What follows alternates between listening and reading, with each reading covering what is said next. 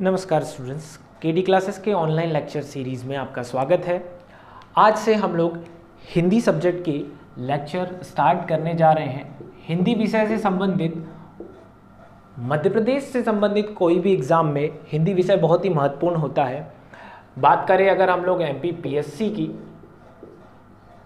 या MPSI की या इसके अलावा व्यापम की कोई भी अदर एग्ज़ाम, PEB की कोई भी अदर एग्ज़ाम, तो इनके लिए भी हिंदी सब्जेक्ट बहुत ही महत्वपूर्ण है।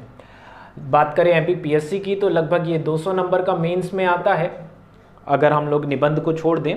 उसके अलावा MPSI की अगर हम लोग बात करें तो MPSI में भी ये 70 मार्क्स का आता है, जो आउट ऑफ 200 ये बहुत बड़ा वेटेज हो जाता है। इसीलिए हम लोगों को हिंदी को बहुत ही सीरियसली पढ़ना है और ये स्कोरिंग सब्जेक्ट है। सबसे अच्छी बात ये है कि ये बहुत ही स्कोरिंग सब्जेक्ट है। एक लो लेवल का बच्चा भी इसको स्टार्टिंग से पढ़ना स्टार्ट करे तो काफ़ी सारे मार्क्स इसमें लेके आया जा सकता है। तो आज हम लोग हिंदी सब्जेक्ट का लेक्चर 1 स्टार्ट कर रहे हैं और लेक्चर 1 स्टार्ट करते के साथ मैं आपको बता दूं कि हम लोग बिल्कुल बेसिक से हिंदी स्टार्ट करेंगे और इसकी कंप्लीट सीरीज़ हम लोग लेक्चर बाय लेक्चर कंप्लीट करेंगे। देन कोशिश ये करेंगे कि टॉपिक जब भी कोई कंप्लीट होता है तो उस टॉपिक को कंप्लीट करने के बाद में उससे रिलेटेड एग्जाम में आए हुए ऑब्जेक्टिव्स को भी हम लोग शेयर कर सकें, जिससे आपको हेल्प हो कि एग्जाम में किस तरीके के क्वेश्चन उस टॉपिक से बन रहे हैं। चलिए, तो अब हम लोग हिंदी स्टार्ट करते हैं। देखिए, जिस तरीके से हम लोग हिंदी को पढ़ेंगे, मैं पहले वो थोड़ा आपको बता दूं ताकि आप लोग भी उसके लिए प्रिपेयर हो जाए। देन फिर हम लोग उसको स्टार्ट करते हैं। हिंदी विषय को अगर हम लोग बांटें तो मेनली 3 भागों में इसको हम लोग बांट कर देख सकते हैं। एक, हिंदी का सामान्य परिचय। सामान्य परिचय से मतलब यह है कि हिंदी भाषा, इसकी विभाषा या उपभाषाएं, इसकी बोलियां, हिंदी भाषा से संबंधित कुछ अधिनियम जैसे राजभाषा अधिनियम या संवैधानिक हिंदी का संवैधानिक रूप, या हम लोग अगर बात करें तो हिंदी भाषा में मानकीकरण, इन सभी मुद्दों पर, इन्हीं सभी विषय पर हम लोग चर्चा करते हुए हिंदी का सामान्य परिचय पढ़ेंगे, जो कि बहुत ज़रूरी है। एग्जाम के पॉइंट ऑफ व्यू से इससे 1 या 2 क्वेश्चन कम से कम पूछे जाते हैं। तो ये पहला सब्जेक्ट। इसके अलावा अगर हम लोग टॉपिक की बात करें तो वो रहेगा, दूसरा पार्ट हम लोगों का रहेगा व्याकरण। व्याकरण बहुत ही महत्वपूर्ण है। हिंदी को जब भी हम लोग, भाषा का ज्ञान जब भी हम लोग लेते हैं हिंदी सब्जेक्ट से, तो व्याकरण सबसे ज़्यादा महत्वपूर्ण इसीलिए है क्योंकि इसी से हम लोग वाक्य बनाएंगे, इसी से हम लोग उपबंध बनाएंगे, या जब भी हम लोग किसी विषय में लेख लिखते हैं तो व्याकरण का ज्ञान होना अत्यंत आवश्यक होता है। तो हम लोग सामान्य परिचय के बाद में व्याकरण पर आएंगे, जिसे हम लोग सारे टॉपिक, जिसमें संज्ञा, सर्वनाम, विशेषण, क्रिया, काल इत्यादि, संधि, समास, ये सारे हम लोग टॉपिक इसमें व्याकरण में पढ़ेंगे, इवन रस, छंद, अलंकार भी। और इसके बाद में तीसरा हमारा जो महत्वपूर्ण पार्ट है वो है हिंदी साहित्य। हिंदी साहित्य में हम लोग हिंदी के साहित्यकार, उनकी रचनाएं, उनके रचनाओं से संबंधित क्वेश्चन, हिंदी में छपने वाली पत्र पत्रिकाएं, जो कि हमेशा हमारे एग्जाम के लिए बहुत ही इंपॉर्टेंट होती है, तो उसको भी देखेंगे। और हिंदी से संबंधित, साहित्य से संबंधित जो जो प्रश्न अभी तक आए हैं तो वो हम लोग हिंदी साहित्य में कवर करते हुए चलेंगे। लास्ट ईयर की अगर हम लोग बात करें तो MPSI जो भी स्टूडेंट्स MPSI को तैयार करते हैं, MPSI के लिए तैयारी कर रहे हैं, उनके लिए मैं बता दूं कि हिंदी सब्जेक्ट में 2 से 3 टॉपिक ऐसे आए हैं जो नए हैं। इसके पहले MPPSC के लिए तो हैं क्योंकि वो शुरू से ही पूछे जाते थे। MPSI में बस ये 2 से 3 टॉपिक जो नए आए, ये पिछले बार स्टूडेंट्स का कट ऑफ मार्क्स में डिफरेंस क्रिएट कर गए, जैसे पल्लवन, संक्षेपण, शब्द शक्ति इत्यादि। तो आप लोग इन टॉपिक्स को, जो नए टॉपिक है MPSI के लिए या PEB के एग्ज़ाम के लिए, इनको थोड़ा सा सीरियसली लीजिएगा, क्योंकि ये लगभग लास्ट ईयर 5 से 6 नंबर के ये टॉपिक आए थे जो सिलेक्शन पॉइंट ऑफ व्यू से बहुत ज़्यादा इंपॉर्टेंट है। तो इसको हम लोग एट द एंड जब व्याकरण पढ़ेंगे हम लोग, रस छंद अलंकार, तो उसी के साथ में हम लोग ये टॉपिक भी देख लेंगे। PSC के पॉइंट ऑफ व्यू से पल्लवन और संक्षेपण तो बहुत इंपॉर्टेंट है ही, क्योंकि ये प्रश्न आते ही हैं। भाव पल्लवन या भाव विस्तार की बात करें या संक्षेपण की बात करें तो बहुत महत्वपूर्ण है पल्लवन या संक्षेपण। कब जब भी हमें लिखने के पॉइंट ऑफ व्यू से बात करें, मेंस के पॉइंट ऑफ व्यू से बात करें, तो पल्लवन और संक्षेपण या शब्द शक्ति जो है ये बहुत महत्वपूर्ण हो जाता है। हमें जब मेंस में प्रश्न आते हैं तो मेंस में प्रश्न जिस तरीके से आते हैं तो कभी कभी हमें उसे छोटा करके लिखना होता है, या कभी उसी आंसर को हमें थोड़ा बड़ा लिखना पड़ता है, तो वही पल्लवन या संक्षेपण कहलाता है। तो चलिए वो बात तो हम लोग बाद में करेंगे, पहले आज से हम लोग हिंदी स्टार्ट करते हैं। तो हिंदी का हम लोग सामान्य परिचय स्टार्ट कर रहे हैं। सामान्य परिचय, चलिए देखिए, आप सभी भारत में रहने वाले लोग हैं जिन्हें पता है कि हिंदी भाषा भारत में सबसे ज़्यादा प्रयोग में लाए जाने वाली भाषा है, और हिंदी भाषा को हमने राजभाषा का दर्जा दिया गया है। हिंदी भाषा को हमने राजभाषा या संवैधानिक भाषा के रूप में भी माना है। इसके अलावा क्योंकि हम लोग मध्य प्रदेश के निवासी हैं, तो मध्य प्रदेश में होने के कारण ये हमारी मातृभाषा भी हो जाती है। और इसके अलावा एक शब्द और आता है जो हिंदी से संबंधित है कि हिंदी हमारी राष्ट्रभाषा है। चलिए इस पॉइंट पे हम लोग एक बार थोड़ा सा डिस्कशन कर लेते हैं। ये बहुत ज़रूरी है कि हिंदी हमारी राष्ट्रभाषा है या नहीं है, या कुछ स्टूडेंट्स को ये कन्फ्यूज़न रहता है कि सर कुछ बुकों में तो लिखा है कि हिंदी हमारी राष्ट्रभाषा है, अब तक तो हमने सुना था, फिर क्वेश्चन आता है तो बोलते हैं हम लोग कि हिंदी हमारी राष्ट्रभाषा नहीं है, तो ये कैसे पॉसिबल है। तो वही मैं आप लोगों को थोड़ा सा बता देता हूँ। चलिए इस बात को ध्यान में रखिएगा। देखिए सबसे पहली बात कि जो राष्ट्रभाषा जो शब्द है, जो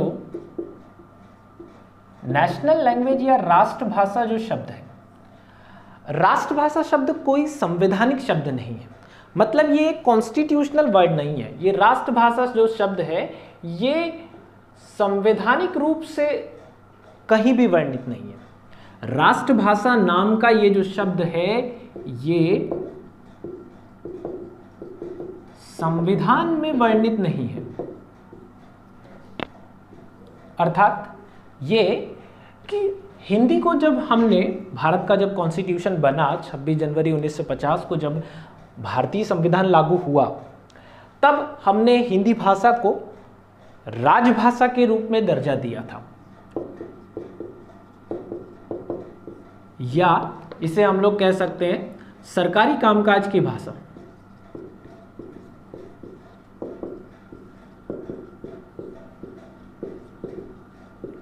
तो बात करें शब्द की जिसकी मैं बात कर रहा था, तो हिंदी संविधान में हिंदी से संबंधित राष्ट्रभाषा शब्द का उपयोग नहीं किया गया है, वहां हिंदी को हमने राजभाषा के रूप में दर्जा दिया है।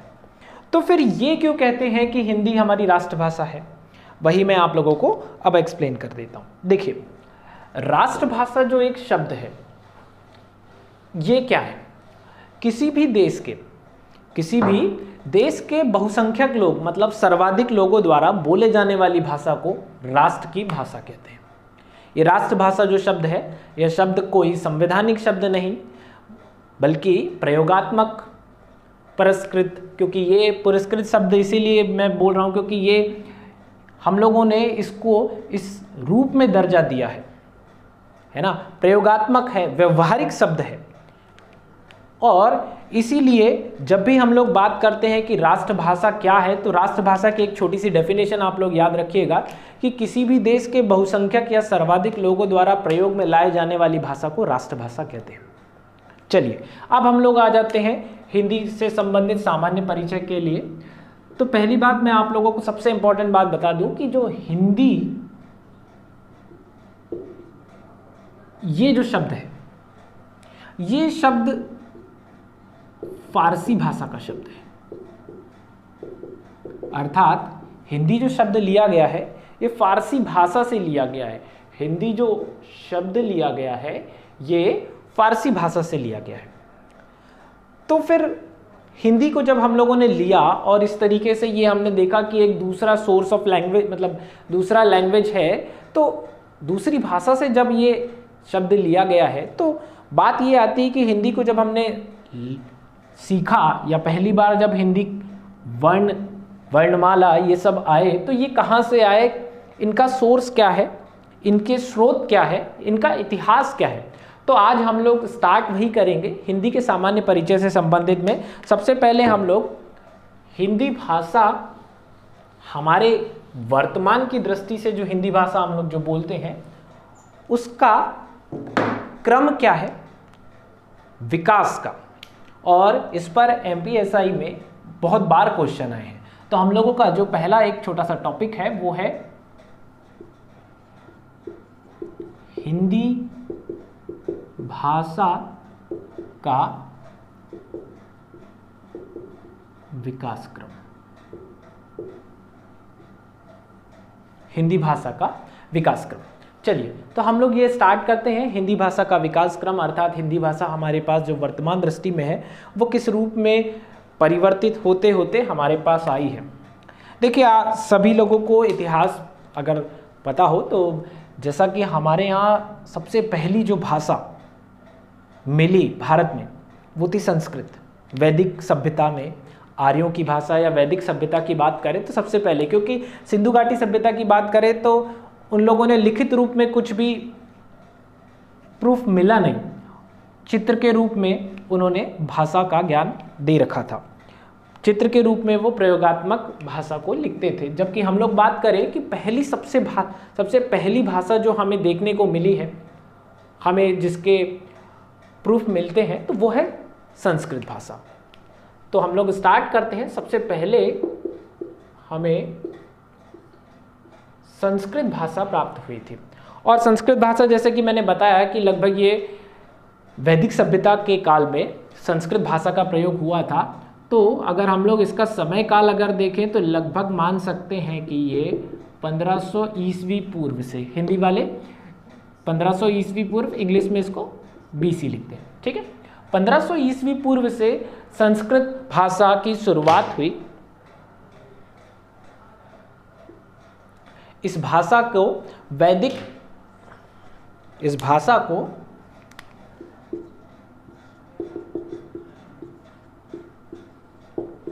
वैदिक काल की भाषा के रूप में जाना जाता है, जो लगभग 1500 ईस्वी पूर्व से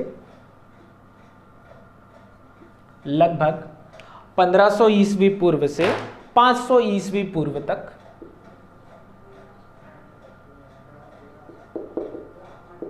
चलिए। इसके बाद जो भाषा हमें प्राप्त हुई वो थी पाली। जिस भाषा के प्रूफ हमें मिले वो थी पाली। पाली भाषा की अगर हम लोग बात करें तो पाली भाषा हमें 500 ईस्वी पूर्व से पहली सदी तक मिली। बात करें पाली भाषा की तो भगवान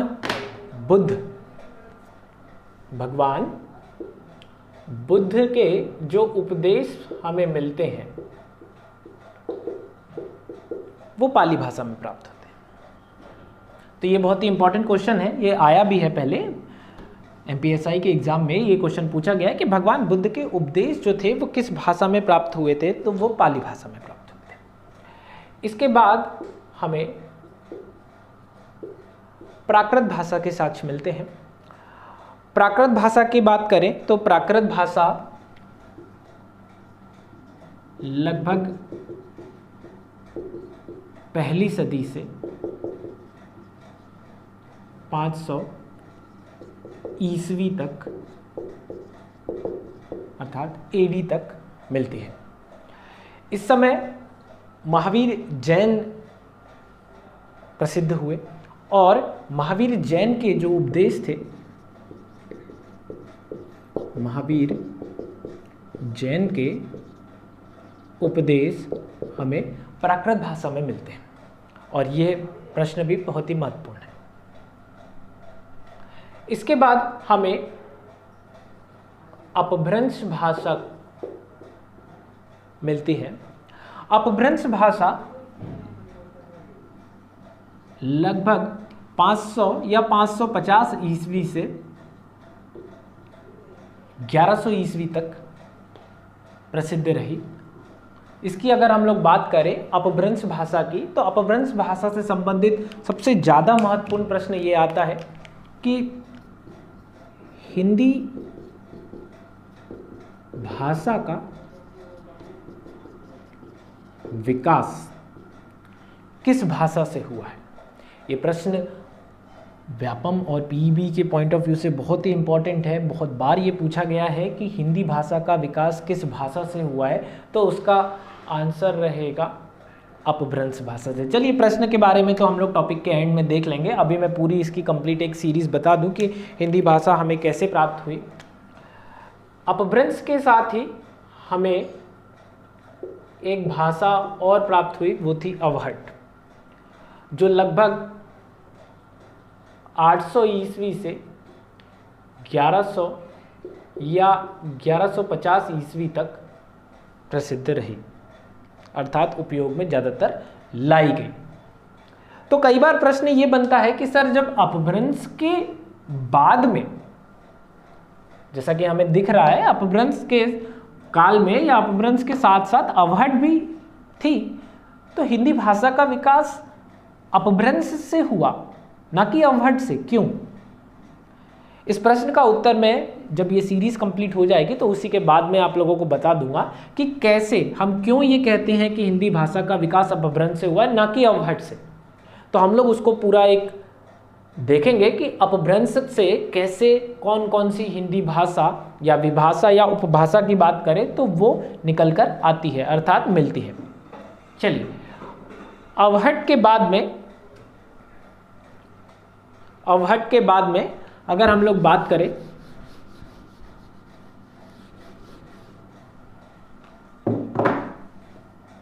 अवहट के बाद में हमें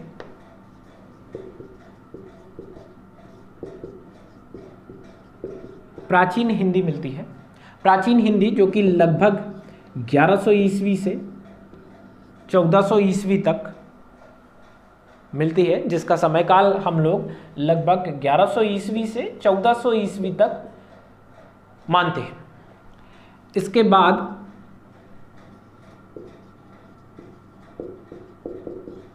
मध्यकालीन हिंदी, जिसका समयकाल 1400 ईस्वी से 1850 ईस्वी तक माना जाता है।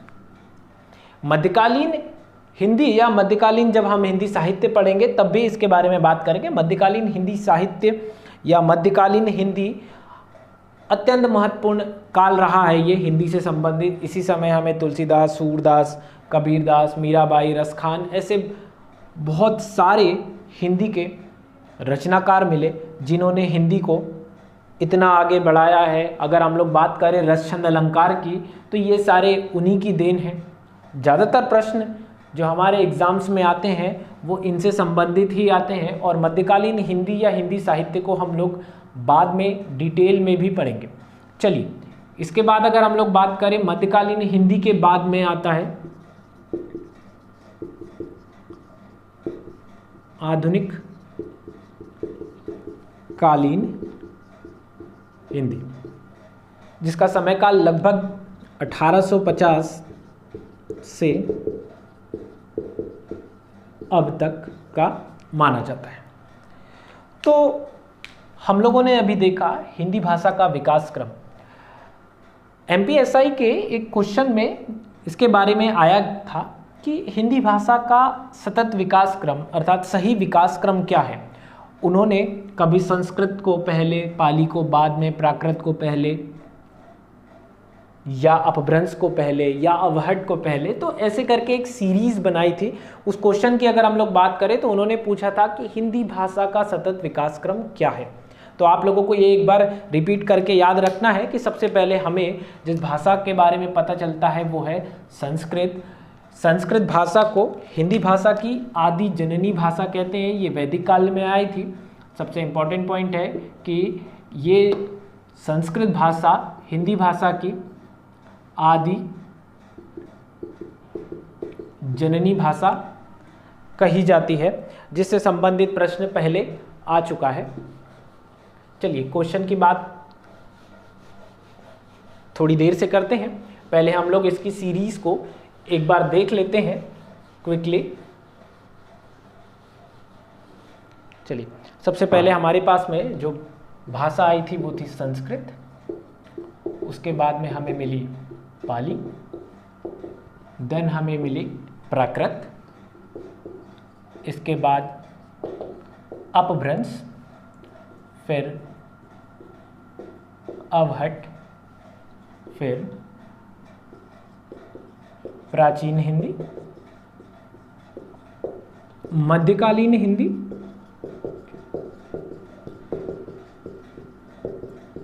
एवं आधुनिक कालीन हिंदी। आधुनिक कालीन हिंदी। चलिए, अब हम लोग इसके एग्जाम्स में आए हुए प्रश्न को एक एक करके देखते हैं, जिससे हमें यह पता चलेगा कि हिंदी के विकास क्रम से संबंधित यह टॉपिक कितना महत्वपूर्ण है। देखिए, सबसे पहले अगर हम लोग बात करें तो संस्कृत से संबंधित दो प्रश्न आए हैं। पहला, वैदिक काल में किस भाषा का प्रयोग किया गया था, अर्थात वैदिक काल की भाषा। तो वैदिक साहित्य में, वैदिक काल में, हमारे वेदों में संस्कृत भाषा का प्रयोग किया गया था। इसके अलावा बहुत ही महत्वपूर्ण प्रश्न, बहुत बार ये आया है एग्जाम में, तो आपको याद रखना पड़ेगा कि हिंदी भाषा की आदि जननी भाषा। देखिए, दो प्रश्न इससे संबंधित आते हैं। अगर प्रश्न आए कि हिंदी भाषा का विकास किस भाषा से हुआ है, तो उसका आंसर होगा अपभ्रंश। वहीं अगर हम लोग बात करें हिंदी भाषा की आदि जननी भाषा कौन सी है, तो वो आंसर होगा संस्कृत। ठीक है, तो आपको इसको डिफर करके याद रखना है, दोनों में अंतर है। दोनों क्वेश्चन में देखिएगा कि प्रश्न क्या पूछा गया है, उस हिसाब से आपको उसका उत्तर देना है। चलिए, इसके बाद अगर हम लोग बात करें पाली भाषा की, तो पाली भाषा से संबंधित मैंने आपको प्रश्न बताया था कि इस समय भगवान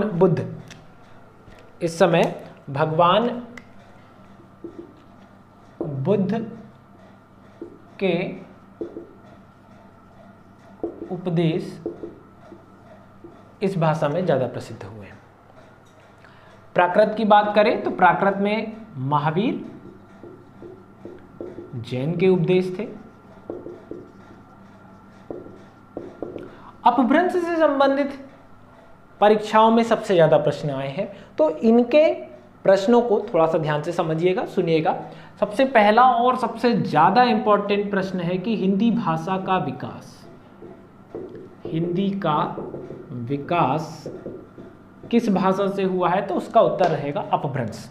इससे संबंधित क्वेश्चन पहले भी आया है। एक बात और बता दूं कि व्यापम के एग्जाम में एक क्वेश्चन आया था कि अपभ्रंश का नामकरण, अपभ्रंश भाषा का नामकरण किस महापुरुष द्वारा किया गया है। तो ये आप भी इस नाम को बहुत अच्छे से जानते हैं। ये है योग गुरु, योग शास्त्र के रचयिता पतंजलि। पतंजलि ने अपभ्रंश भाषा का नाम दिया था। यह प्रश्न व्यापम पहले अपने एग्जाम में पूछ चुका है, तो आपको इसको याद रखना है। इसके अलावा अपभ्रंश भाषा के पहले व्याकरणाचार्य, इस तरीके से एक प्रश्न आया था कि अपभ्रंश भाषा के पहले व्याकरणाचार्य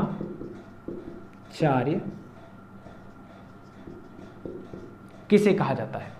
अपभ्रंश भाषा के पहले व्याकरणाचार्य की अगर हम लोग बात करें तो कात्यायन को अपभ्रंश भाषा के पहले व्याकरणाचार्य के रूप में जाना जाता है।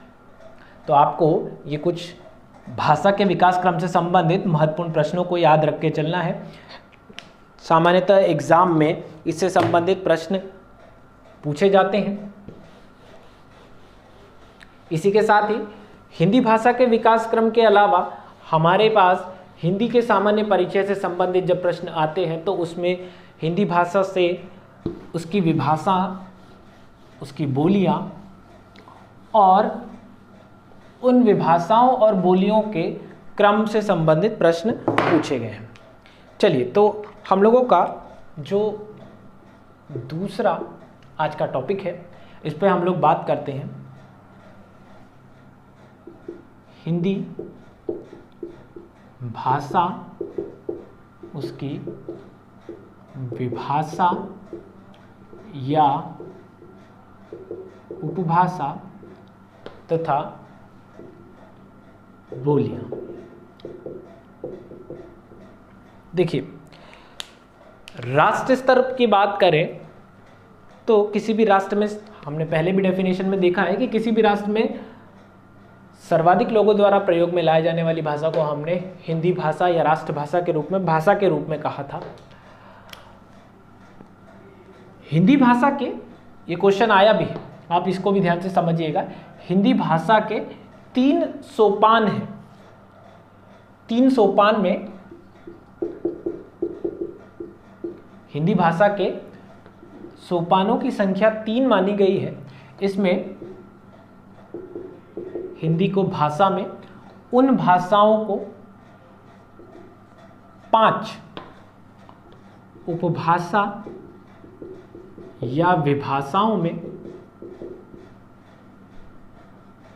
उपभाषाओं या विभाषाओं में तथा इन 5 उपभाषाओं या विभाषाओं को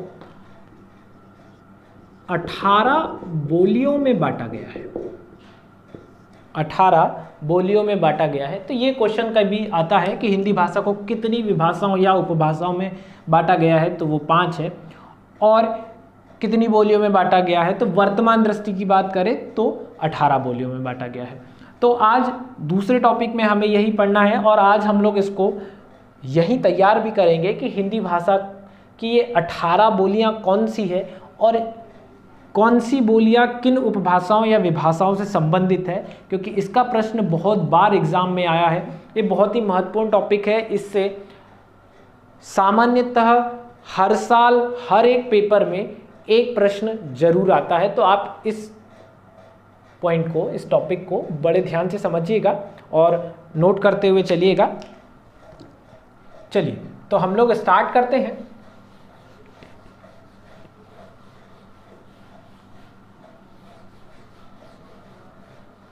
जैसा कि मैंने आपको बताया है, एक बार फिर से हम लोग रिपीट कर लेते हैं कि हिंदी जो भाषा है, हिंदी भाषा को कितने 5 विभाषाओं या उपभाषाओं में बांटा गया है।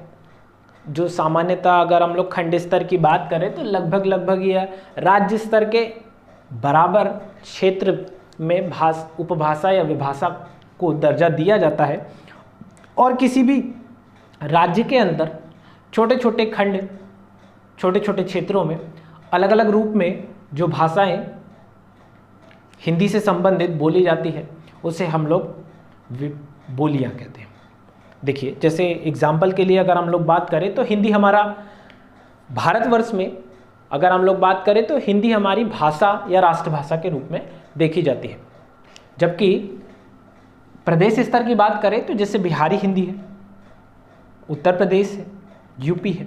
मध्य प्रदेश की बात करें तो जैसे मध्य प्रदेश में छोटे स्तर पर कहीं निमाड़ी, कहीं मालवी, बुंदेलखंडी, बघेलखंडी, इस तरीके से बोलियां बोली जाती है जो कि हिंदी का ही एक रूप है। तो यही 18 बोलियों को आज हमें पढ़ना है और याद भी करना है। चलिए, तो स्टार्ट करते हैं हम लोग। सबसे पहले इसको याद करने के लिए एक छोटा सा तरीका है। अगर आप लोग कॉपी पे अगर इस मैप को बना लें तो बहुत अच्छा होगा।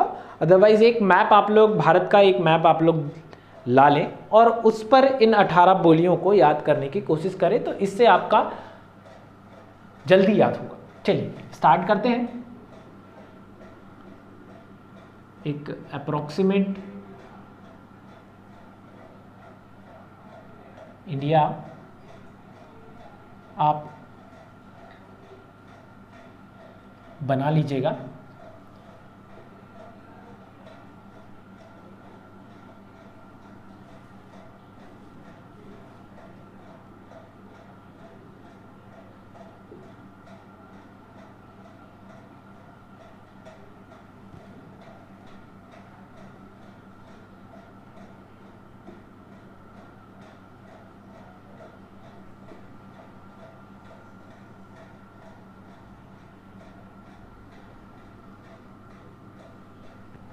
चलिए लगभग ये मान के चलते हैं कि ये हमारे भारत का नक्शा है और इस भारत में हमें 5 विभाषाओं या उपभाषाओं तथा 18 बोलियों को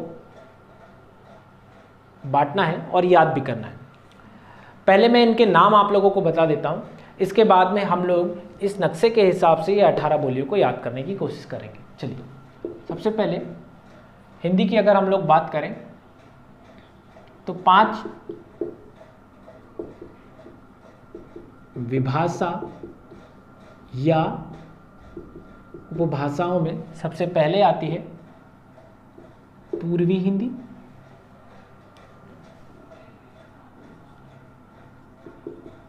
पश्चिमी हिंदी,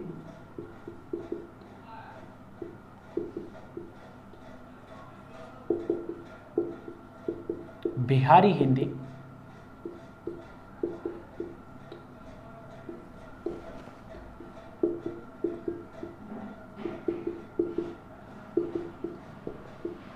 राजस्थानी हिंदी तथा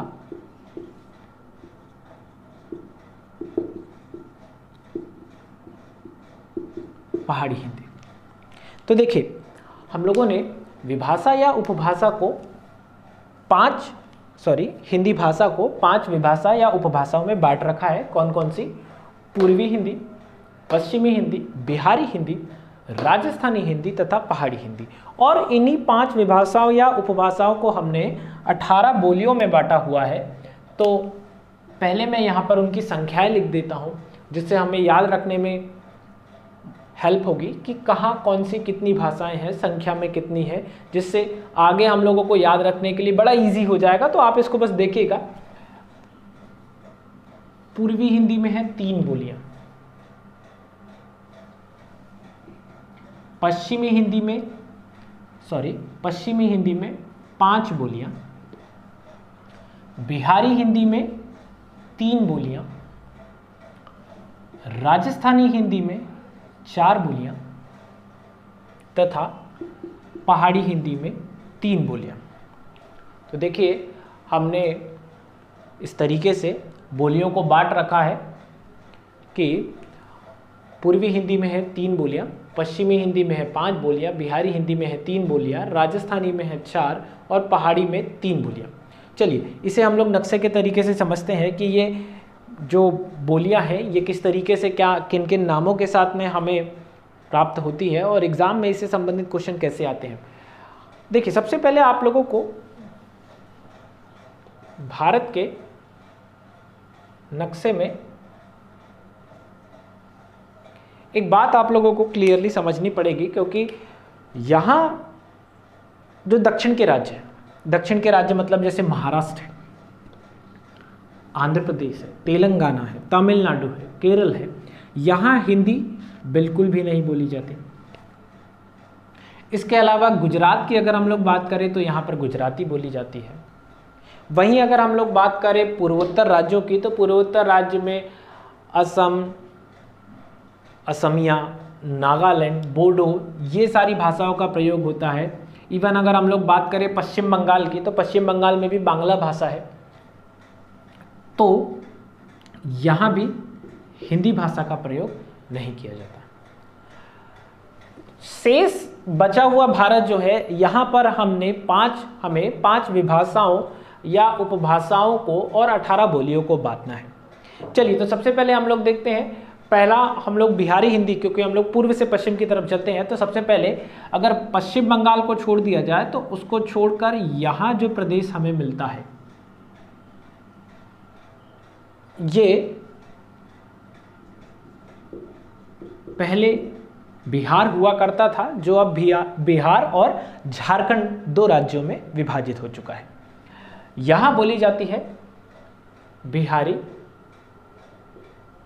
हिंदी, यहाँ बोली जाती है बिहारी हिंदी, ठीक है। और हमने बात की थी कि बिहारी हिंदी में कितनी बोलियां हैं, तो बिहारी हिंदी में है 3 बोलियां। चलिए, अब इसको हम लोग समझते हैं कि बिहारी हिंदी में 3 बोलियां वो कौन सी है और कैसे इसको याद रखना है। देखिए, इतिहास की अगर हम लोग बात करें तो भारत एक समय 16 महाजनपदों में विभाजित था, और इन महाजनपदों में से बिहार भी एक राज्य था, बहुत महत्वपूर्ण राज्य था। और 16 महाजनपदों के काल में बिहार को मगध का नाम दिया जाता था। बिहार राज्य का नाम था मगध। इस मगध में मागधी, फिर से सुनिएगा, इस मगध राज्य में मागधी भाषा का प्रयोग होता था, जो कि अपभ्रंश की एक भाषा है। और इस मगध राज्य के मागधी भाषा से जिस हिंदी भाषा का उद्गम हुआ वो थी मगही भाषा। मगही भाषा, देखिए कैसे याद रखना है। बिहार पुराने इतिहास में 16 महाजनपदों काल में इसका नाम था मगध में बोली जाती थी मागधी, और जिससे हमें प्राप्त हुई मगही। तो हम लोग यहाँ सीधे लिख लेते हैं, पहली हमारी जो भाषा है वो है मगही, पहली हमारी जो बोली है वो कौन सी है, मगही, ठीक है। इसके अलावा बिहार में बहुत ही सबसे फेमस जो लैंग्वेज है वो है भोजपुरी। सबसे फेमस जो बोली है वो है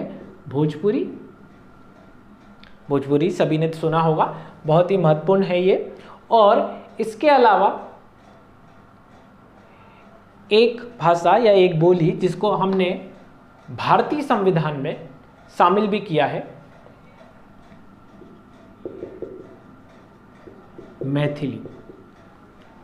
मैथिली की बात करें तो ये वर्ष 2003 में भारतीय संविधान में शामिल भी की गई थी। भारतीय संविधान में वर्तमान में 22 भाषाएं हैं, और 22 भाषाओं में से लास्ट जब 4 भाषाओं को, आप लोगों ने उसको उस ट्रिक से भी पढ़ रखा होगा, DBMS या जैसा भी लोग इस तरीके से पढ़ते हैं कि डोंगरी भाषा, बोडो है, मैथिली है और संथाली है। तो इन 4 भाषाओं में से हम लोग बात कर रहे हैं मैथिली की, जो कि बिहारी हिंदी का एक प्रकार है, तो चलिए हम लोगों ने यहाँ पर बिहारी हिंदी पढ़ लिया है। इसके बाद हम लोग बात करते हैं दूसरा।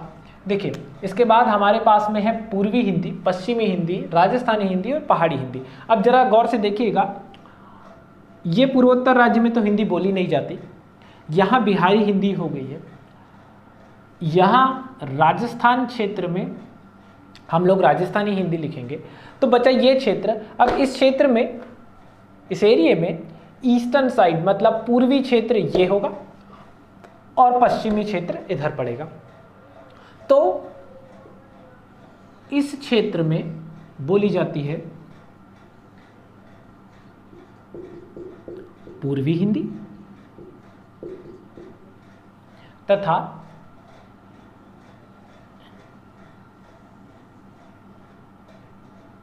इस क्षेत्र में प्रयोग में लाई जाती है पश्चिमी हिंदी। पहाड़ी क्षेत्र बाद में बात करेंगे। ये जो क्षेत्र है पहाड़ी क्षेत्र, इन पहाड़ी क्षेत्र में बोली जाती है पहाड़ी हिंदी, और राजस्थान वाले क्षेत्र में बोली जाती है राजस्थानी हिंदी। तो एक एक करके पहले हम लोग देखते हैं। पूर्वी हिंदी की बात करें तो पूर्वी हिंदी में हम लोगों ने 3 बोलियों को देखा था, 3 बोलियों को लिखा था कि पूर्वी हिंदी में 3 बोलियां होती है। इन्हीं तीनों बोलियों को हम लोग याद करते हैं। देखिए, जब हमने बिहार को 16 महाजनपद काल के बारे में पढ़ा था, कि बिहार को पहले मगध कहते थे, उसी समय काल में, उसी जमाने में बिहार से लगा हुआ ये जो क्षेत्र है, ये क्षेत्र है यूपी। बिहार से लगा हुआ ये जो क्षेत्र है, ये क्षेत्र है यूपी। और यूपी वो क्षेत्र है जिसे उस समय अवध कहा जाता था। आपको याद रखने के लिए आप ऐसे भी याद रख सकते हैं कि यूपी की राजधानी लखनऊ, लखनऊ मतलब अवध। या आप ऐसे भी याद रख सकते हैं कि 16 महाजनपद काल में बिहार मगध कहलाता था और यूपी का जो क्षेत्र कहलाता था वो था अवध। और अवध में जो भाषा बोली जाती थी, अवध में जो भाषा बोली जाती थी वो थी अवधी भाषा। अवधी भाषा। तो हमें पहली बोली मिल गई है, ये है अवधी। चलिए, इसके बाद अगर हम लोग बात करें तो यहाँ अगर यूपी स्टेट अगर हम लोग ड्रॉ करें तो यूपी के इस अवधी क्षेत्र के नीचे यहाँ पड़ता है मध्य प्रदेश, और यूपी के इस क्षेत्र के नीचे मध्य प्रदेश का रीवा, सीधी, सिंगरौली। एक बार आप लोग भारत के नक्शे को बड़े अच्छे तरीके से देखिएगा, आपको 18 बोलियों को याद नहीं करना पड़ेगा, रटना नहीं पड़ेगा, आपको बस एक बार उसको ड्रॉ करना है, वो बड़े इजीली बन जाएगी। देखिए, यूपी के इस क्षेत्र के नीचे एमपी का क्षेत्र पड़ता है, रीवा, सीधी, सिंगरौली, और ये क्षेत्र है बघेलखंड। यहाँ पड़ता है बघेलखंड का पठार, इसीलिए यहाँ बोली जाती है बघेली भाषा। उसी मैप को एक बार ध्यान से देखिएगा, और उसी रीवा, सीधी, सिंगरौली, शहडोल, इन क्षेत्र से नीचे आए थोड़ा और तो यहाँ पड़ता है छत्तीसगढ़, और छत्तीसगढ़ में बोली जाती है छत्तीसगढ़ी हिंदी। तो देखिए, हमने पूर्वी हिंदी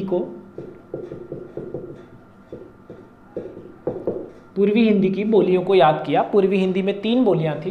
पहली अवधी, जो कि यूपी, अवध, लखनऊ या 16 महाजनपद से याद कर सकते हैं। यूपी के नीचे पड़ता है रीवा, पन्ना, रीवा, सीधी, सिंगरौली, शहडोल, ये सारा का सारा क्षेत्र जो कहलाता है ये है बघेलखंड का पठार, और बघेलखंड के क्षेत्र में बोली जाती है बघेलखंडी या बघेली भाषा। इसके अलावा इसके नीचे जब हम लोग मैप में अगर नीचे आए तो छत्तीसगढ़ का क्षेत्र पड़ता है, जहाँ पर बोली जाती है छत्तीसगढ़ी हिंदी। चलिए, इसके बाद हम लोग अब आते हैं पश्चिमी हिंदी की बात करते हैं। पश्चिमी हिंदी में देखिए, हम लोगों ने पश्चिमी हिंदी में पहले पढ़ रखा है कि पश्चिमी हिंदी में है 5 बोलियां। चलिए, इन पश्चिमी हिंदी की 5 बोलियों को मैं यहाँ क्रम वाइज लिख रहा हूँ, तो आप उसको समझ के चलिएगा, और यहाँ पर मैं उनका पॉइंट्स दे रहा हूँ जिससे हमको याद रखने में समस्या नहीं आएगी। चलिए देखते हैं। देखिए, पश्चिमी हिंदी की जब हम लोग बात करें, पश्चिमी हिंदी में हमें 5 बोलियों को पढ़ना है। सबसे पहले ऊपर का ये क्षेत्र भारत की राजधानी दिल्ली, हरियाणा, गुड़गांव, ये वो नोएडा, ग्रेटर नोएडा, ये जो क्षेत्र है, ये क्षेत्र जहाँ पर जिस हिंदी का प्रयोग किया जाता है, भारत की राजधानी दिल्ली और दिल्ली के आसपास के क्षेत्र में जिस हिंदी का प्रयोग किया जाता है वो है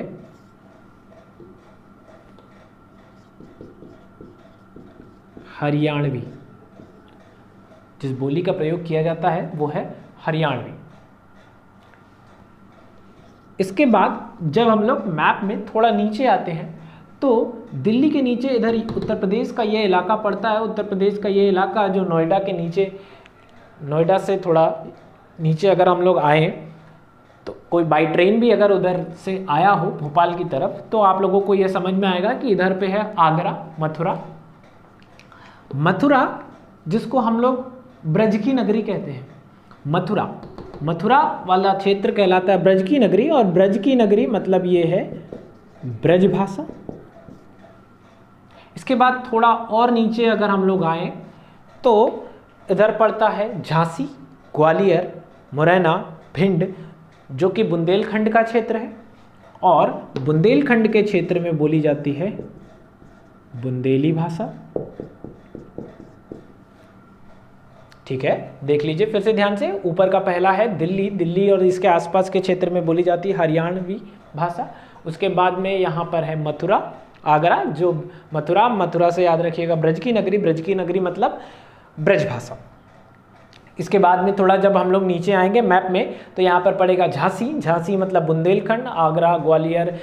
आगरा से नीचे जब हम लोग बात करते हैं तो ग्वालियर है, दतिया है, भिंड है, मुरैना है, ललितपुर है। तो इन क्षेत्रों में बोली जाती है बुंदेली या बुंदेलखंडी भाषा। और जब इसी क्षेत्र में जो खजुराहो और उसके ऊपर का जो क्षेत्र यूपी से लगा हुआ क्षेत्र, वो क्षेत्र कहलाता था प्राचीन काल में कन्नौज क्षेत्र। उस समय जो यूपी से लगा हुआ वो जो क्षेत्र था वो कहलाता था कन्नौज क्षेत्र, और कन्नौज में बोली जाती थी कन्नौजी भाषा। इसके अलावा मध्य प्रदेश में ज़्यादातर सामान्यतः जिस भाषा का प्रयोग हम लोग करते हैं, जिस लोकल लैंग्वेज, जिस बोली का प्रयोग हम लोग करते हैं, वो है कोरवी या खड़ी बोली, कोरवी भाषा या खड़ी बोली। तो देखिए हम लोगों ने इसे केवल सीक्वेंस में याद रखने के लिए कुछ इस तरीके से याद किया है। आप इसे सीधा सीधा भी याद कर सकते हैं। सबसे पहले हम लोग पश्चिमी हिंदी की बात करें तो पश्चिमी हिंदी में हमारे पास में 5 बोलियां थी। सबसे पहले आता है दिल्ली, दिल्ली और उसके आसपास के क्षेत्र में थी हरियाणवी भाषा। उसके बाद नीचे हम लोग जब आते हैं तो मथुरा, आगरा, मथुरा मतलब ब्रजभाषा। उसके बाद में नीचे जब हम लोग आए तो झांसी, बुंदेलखंड क्षेत्र, बुंदेली भाषा। उसके बाद में कन्नौजी और कोरवी। तो ये इस तरीके से हमारे पास 3 बिहारी हिंदी की, 3 पूर्वी हिंदी की और 5 पश्चिमी हिंदी की बोलियां तैयार हो चुकी है। इसको एक बार आप लोग मैपिंग करके देखिएगा तो बड़े अच्छे से ये तैयार हो जाएगा। चलिए अब हम लोग बात करते हैं राजस्थानी हिंदी की। हम लोग राजस्थानी हिंदी की जब बात करते हैं तो हम लोगों ने लिखा था राजस्थानी हिंदी में 4 बोलियां, राजस्थानी हिंदी में 4 बोलियां। चलिए देखिए इसको भी याद रखते हैं। देखिए राजस्थानी हिंदी को याद रखने का बड़ा ही सरल सा तरीका है। ये अकॉर्डिंग टू डायरेक्शन, दिशाओं के आधार पर राजस्थानी हिंदी को हम लोग देखते हैं, याद करते हैं। तो राजस्थानी हिंदी में हम लोगों ने 4 बोलियां और 4 दिशाएं हैं। इसको देखते हैं राजस्थानी हिंदी। राजस्थानी हिंदी की अगर हम लोग बात करें तो ऑब्वियसली इधर पर ईस्टर्न साइड पड़ेगा, पूर्वी क्षेत्र पड़ेगा, तो ये पूर्वी क्षेत्र हो जाएगा। इधर पश्चिमी क्षेत्र है, इधर उत्तरी और इधर दक्षिणी। तो अकॉर्डिंग टू डायरेक्शन बस हमें इसको याद रखना है। इसके जो नाम है मैं यहां लिख दे रहा हूं। देखिए पूर्वी राजस्थानी हिंदी, पश्चिमी राजस्थानी हिंदी,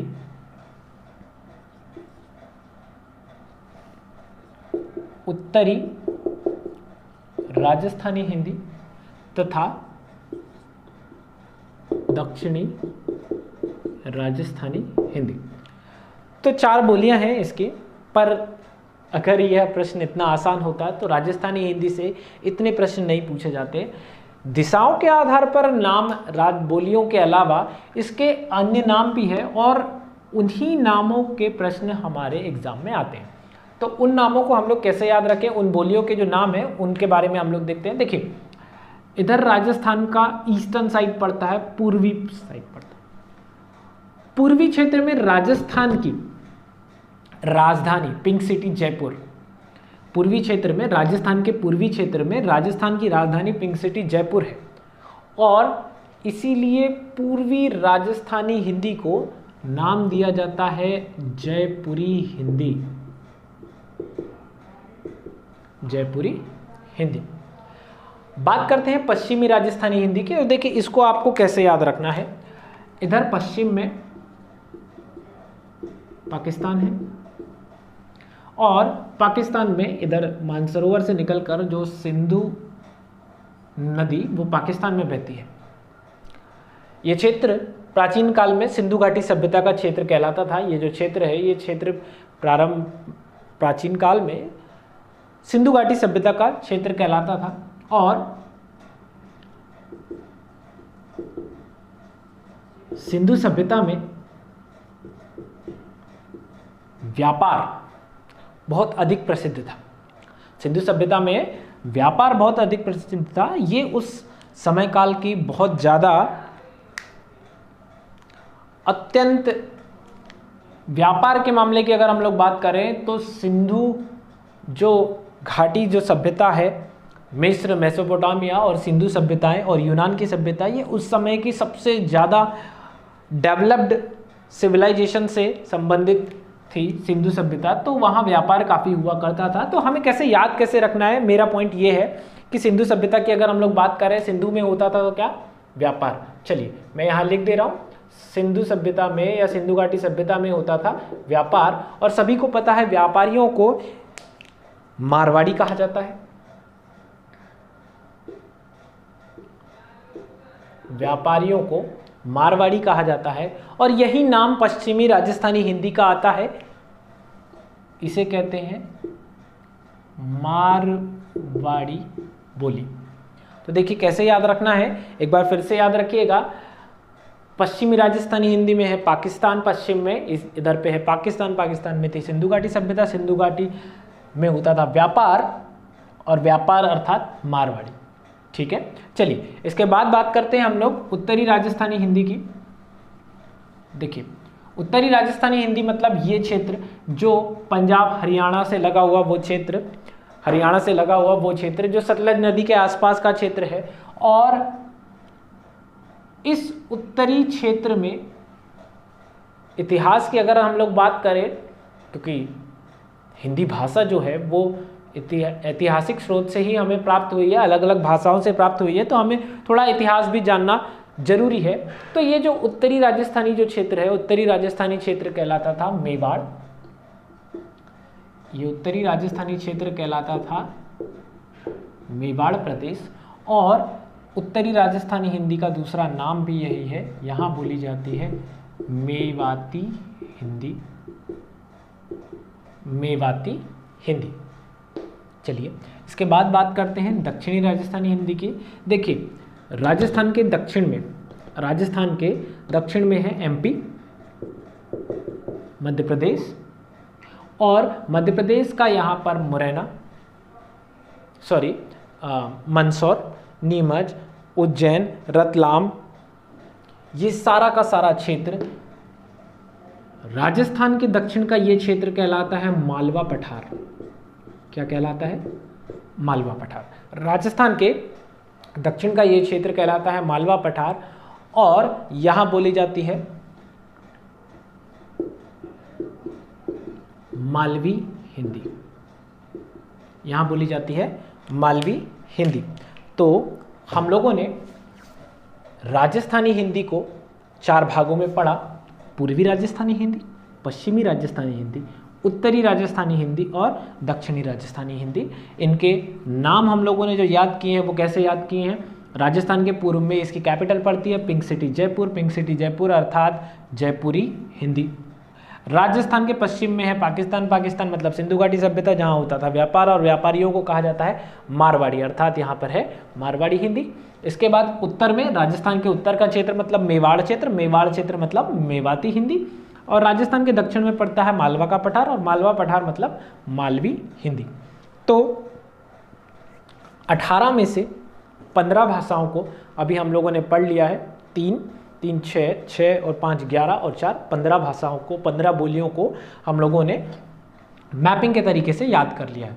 अब हम लोग बात करते हैं पहाड़ी हिंदी की। पहाड़ी हिंदी को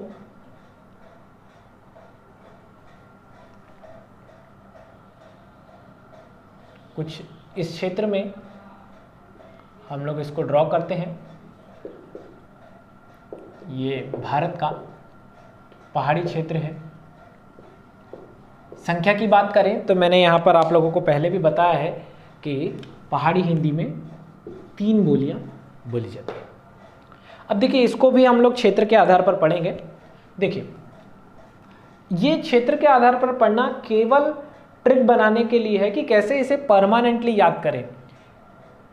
कुछ जगह ऐतिहासिक कारण है, पर हमारी ट्रिक हमेशा उस कॉन्सेप्ट को उस नाम से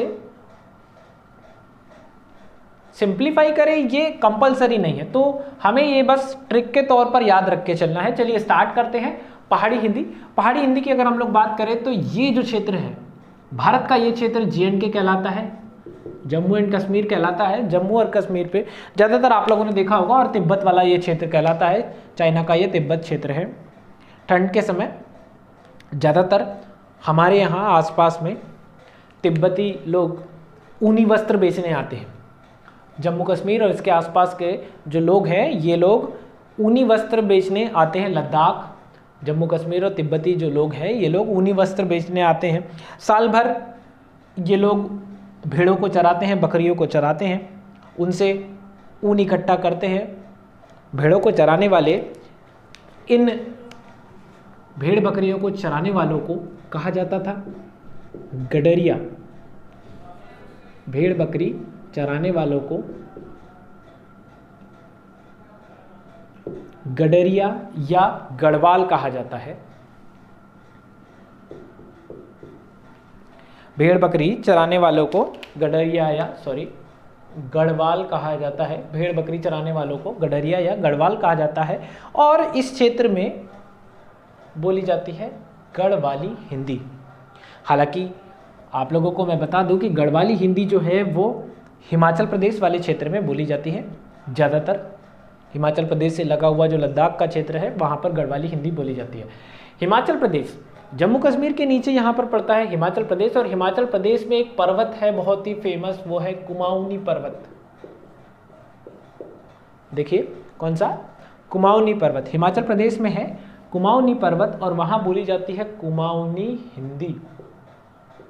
पहले हम लोगों ने गडरिया या गढ़वाल से याद रखा गढ़वाली। दूसरा हिमाचल प्रदेश में कुमाऊनी हिंदी। और अंतिम नेपाल से लगे हुए इस क्षेत्र में बोली जाती है नेपाली हिंदी या नेपाली भाषा।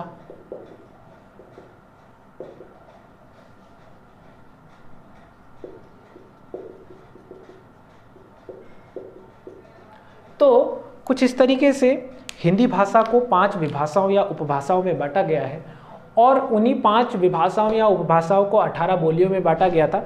चलिए एक बार क्विक रिवीजन हम लोग कर लेते हैं, देन फिर ये टॉपिक को एंड करेंगे और इस पर प्रश्न के बारे में भी मैं आप लोगों को बताऊंगा। तो देखिए हिंदी भाषा को हमने 5 विभाषाओं या उपभाषाओं में बांटा था, और उन्हीं 5 विभाषाओं या उपभाषाओं को 18 बोलियों में बांटा था। सबसे पहली थी बिहारी हिंदी। बिहारी हिंदी में 3 बोलियाँ, बिहारी हिंदी में 3 बोलियाँ, पूर्वी हिंदी में 3 बोलियाँ, पश्चिमी में 5 बोलियाँ, राजस्थानी में 4 बोलियाँ और पहाड़ी में 3 बोलियाँ थी। बिहार की बात करें, बिहार का पुराना नाम था मगध। मगध मतलब मगही। बिहार की फेमस लैंग्वेज है भोजपुरी, और 22 भाषाओं में जो शामिल थी वो थी मैथिली। ये 2003 वर्ष है जिस समय मैथिली को 22 भाषाओं में संवैधानिक रूप से शामिल किया गया था। चलिए अब बात करते हैं बिहार। बिहार के बाजू में है यूपी। यूपी मतलब यूपी का पुराना नाम यूपी लखनऊ अर्थात अवध। अवध से कौन सी हिंदी, अवधी। यूपी से नीचे आए तो मध्य प्रदेश का पड़ता है बघेलखंड क्षेत्र, और बघेलखंड में बोली जाती है बघेली या बघेलखंडी।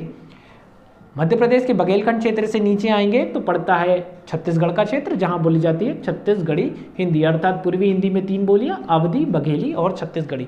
पश्चिमी हिंदी में 5 बोलियां थी। पश्चिमी हिंदी को हमने दिल्ली से स्टार्ट किया था, एक बार उसको दिमाग में रखिएगा। दिल्ली से जब हमने स्टार्ट किया था तो सबसे पहले दिल्ली और दिल्ली के आसपास के क्षेत्र में बोली जाती है हरियाणवी हिंदी।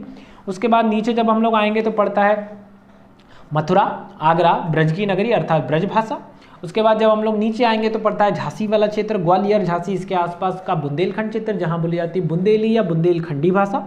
इसके बाद जब हम लोग यूपी से लगा हुआ छतरपुर और इसके आसपास का जो क्षेत्र, पुराने ज़माने में इसे कहा जाता था कन्नौज क्षेत्र, कलिंजर के आसपास का क्षेत्र ये कहलाता था कन्नौज क्षेत्र, और कन्नौज क्षेत्र में बोली जाती है कन्नौजी भाषा।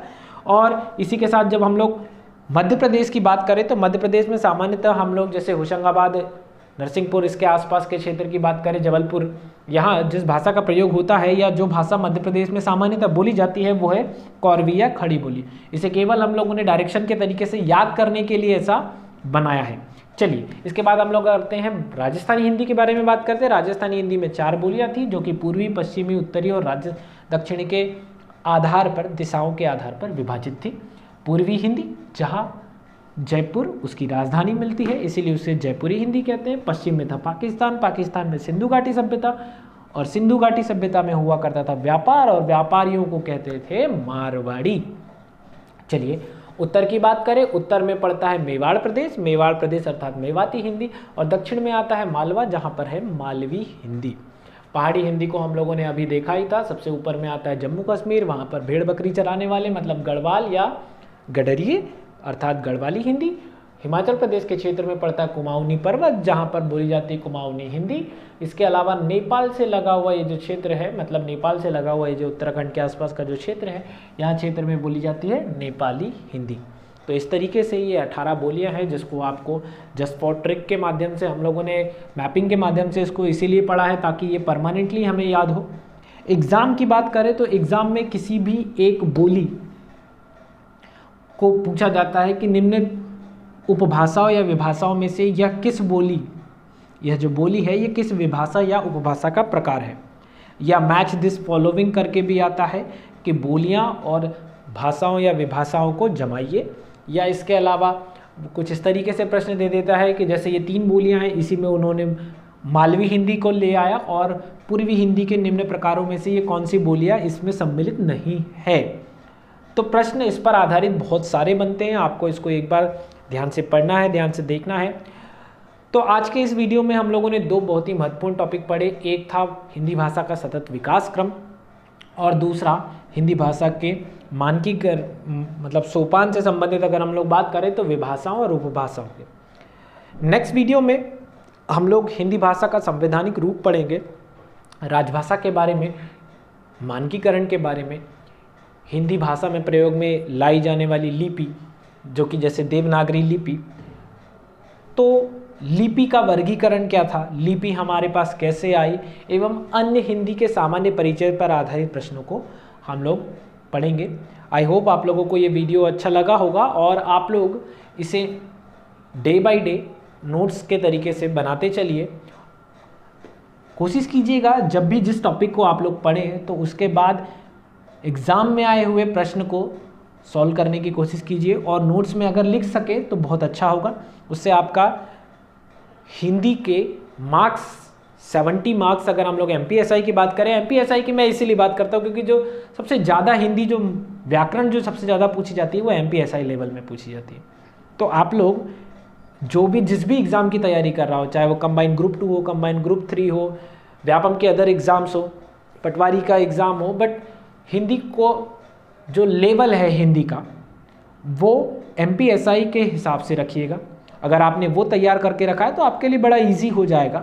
तो अगर हम लोग MPSI की बात करें तो उसके हिसाब से बहुत ही इंपॉर्टेंट टॉपिक है ये सारे, तो आप इनको पढ़िए, एक बार इनको प्रश्न के आधार पर बनाने की कोशिश कीजिए। जो भी आपके डाउट हो या जो भी आपका सजेशन हो या कोई टॉपिक जिसको आप लोग स्पेशली ज़्यादा जल्दी पढ़ने की कोशिश कर रहे हैं, किसी एग्ज़ाम में आपसे संबंधित है, तो उसको आप लोग कमेंट्स बॉक्स में ज़रूर लिखिएगा। Thank you for watching this video. Thank you.